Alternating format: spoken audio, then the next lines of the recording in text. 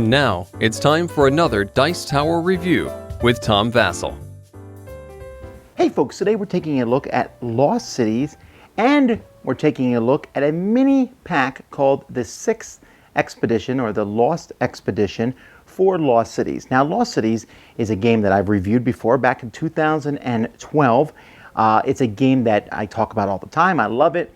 Well, this version is the new Cosmos version, which is identical to the old one, really.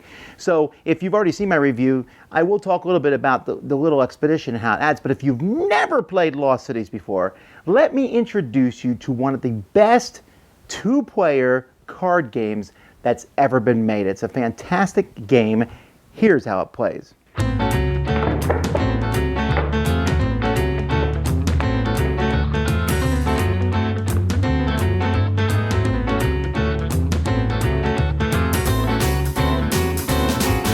Players are going to be going on expeditions. Each expedition is a picture like this. It's a big picture that shows the beginning of the expedition, starting with card number 2, 3, 4, 5, 6, 7, 8, 9, 10, and this is the end of your expedition. There's also 3 wager cards for each expedition. So these are going to be shuffled together in the big deck. There are 5 expeditions total. If you're using the little mini expansion, the Lost Expedition, you will add a 6th one in that is gray. Now, these cards are going to be shuffled together, but we should talk about scoring so you know what you're trying to do. Over the course of the game, players are trying to score expeditions. If you don't go on an expedition of a certain color, you're fine. No points scored, no points lost. But if you start on the expedition, you're going to score for that expedition. So let's say, for example, I have an expedition here, a 2, 3, and a 10. That expedition is worth 15 points. However, since every expedition costs 20, this one's actually going to lose me 5 points. Let's say I had a 2, 3, 4, and 10. That's 19. Now I will simply lose 1 point. But if I have a 2, 3, 4, 5, 10, now I'm going to gain 4 points. So the more cards you have in expedition, the more points you're going to gain. You want to have at least 20 points. A wager card, if it's there, is going to double the points. So let's say I have a wager card at a 10. That's a negative 10 points. Times 2, I would lose 20 points. And 2 wager cards will triple, 3 will quadruple your score that you get there. So obviously, when you put those down, you're going to want a large score. So here I have 7, 12, 18, 28, minus 20 for the costs would be 8 times 4. This expedition is worth 32. So the deck is shuffled in this game. This board is placed in between the players. This shows a discard pile for each color. And then you can add this one if you're playing with the mini expansion. The cards are going to be shuffled, and each player is going to have 8 cards in their hand. Now, on your turn, you have to play a card. Well, you can discard it. That counts as playing. So I might say, I'm going to discard this red card. I then can draw a card, and it's the next person's turn. I can also play a card to an expedition in front of me. The rules for playing a card to an expedition are, though, if I play the 3 here at the gray expedition, I can then play a 4 after that, but if I play the 4 there, I can no longer play a 3. Each card must be higher than the previous number played at an expedition. The wager cards must be played before any number cards are played. So not only do they telegraph to your opponent that you're going to be trying to play a lot of cards at that location, but you need to get them before you start putting cards out there, which is a bit of a risk. When you discard cards, they're placed in the middle on their respective piles, and whether you discard or whether you play a card, you'll draw another card, which you can do from the top of the pile, or you can draw the top card of any discard stack. So someone else might discard the 3 blue. Hey, I need blue. I'll take that. Later on, I'll take the 10 on a future turn. But you will find that your limit of 8 cards in your hand is going to keep you from having too many cards in your hand, and you're going to have to get them all played, because when the last card of the deck is drawn, the game ends. Any cards you have in your hand too late if you didn't have a chance to play them.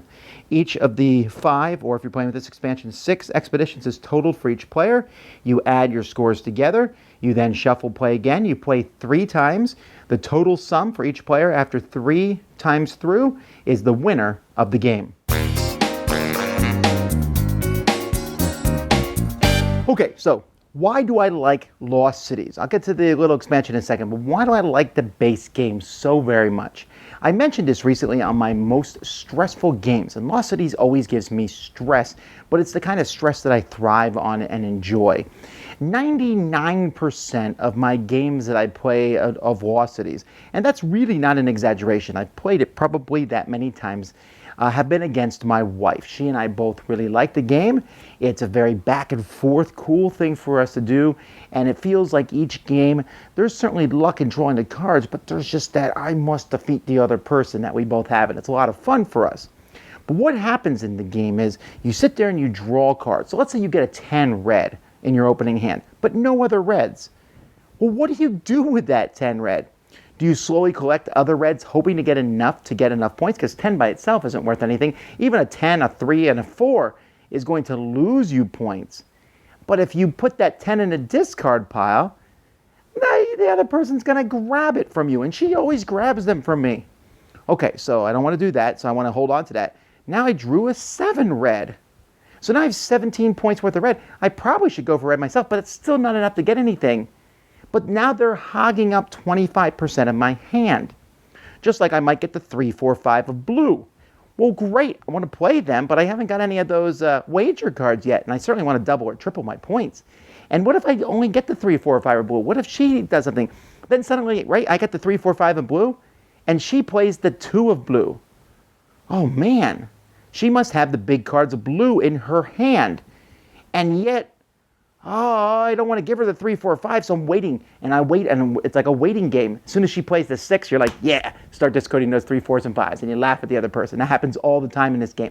But the tension of the game for me comes with the fact that I'm trying to fill my hand with cards. I don't want to play my cards too early. I don't want to give my opponent too much information about what I'm doing. But at the same time, I want to keep a lot of their good cards. Oh, they're going for yellow? I got the 9 and 10 yellow in my hand. Ha, ha, ha.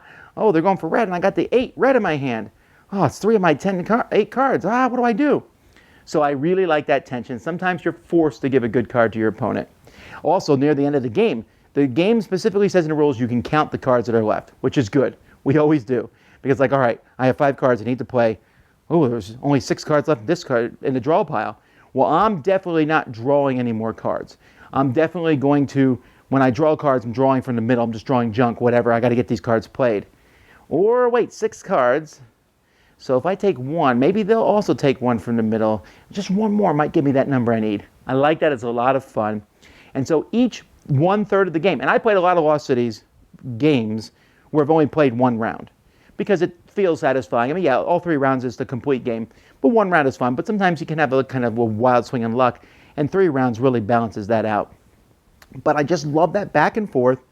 Yes, there's that calculated points at the end. Okay, I got 37 points here, minus 20 is 17 times 3. Just get a pad and paper and it's not a big deal. I did not mention in the rules overview, if you get 8 cards of 1 color, that's another bonus too. So if you really can like shoot the moon in the color, you can get a lot of points. All right, let's talk about that little expansion, the 6th color. That kind of blew my mind when I saw it. Like, wow.